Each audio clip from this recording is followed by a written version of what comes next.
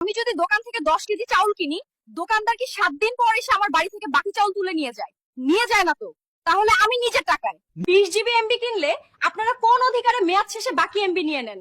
এটা কি ব্যবসা নাকি গ্রাহকদের সাথে ঠান্ডা মাথায় করা প্রতারণা? কিস্তির মাত্র কয়েক হাজার টাকা দিতে দেরি হলেই তো আপনারা বাড়িতে লোক পাঠান, সম্মান নিয়ে টানাটানি করেন।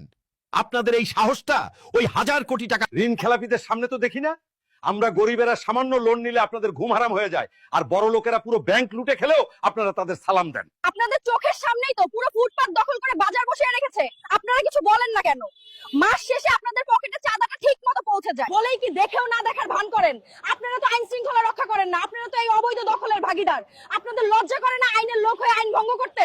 বিদেশে রক্ত পানি করে 2 পয়সা আয় করি দেশের জন্য, আর আপনারা সেই দেশের এয়ারপোর্টে আমাদের সাথে চোর ডাকাতের মতো ব্যবহার করেন। পরিবারের জন্য আনা 2টো শ্যাম্পু বা একটা চকলেটের জন্য আপনাদের হাতে টাকা গুঁজে দিতে হয়। আমরা রেমিটেন্স যোদ্ধা, আপনাদের চোখে কি আমরা শুধুই ভিক্ষার পাত্র? এইটা কি রাস্তা বানিয়েছেন নাকি মৃত্যুর ফাঁদ পেতে রেখেছেন? 10 বস্তা সিমেন্টের জায়গায় 1 বস্তা দিয়ে বাকি টাকাটা পকেটে ভরতে আপনাদের বুক কাঁপে না? এই ভাঙা রাস্তার কারণে যখন কোনো মায়ের কোল খালি হবে, তখন কি আপনাদের শান্তিতে ঘুম হবে? মানুষের জীবনের কোনো দাম নেই আপনাদের কাছে। আপনারা চান ইমাম সাহেব হবেন ফেরেশতার মতো নিষ্পাপ, যার কোনো অভাব থাকবে না, অথচ তাকে এমন বেতন দেন যা দিয়ে মাস শেষে তার বাচ্চার দুধ কেনার টাকাও হয় না।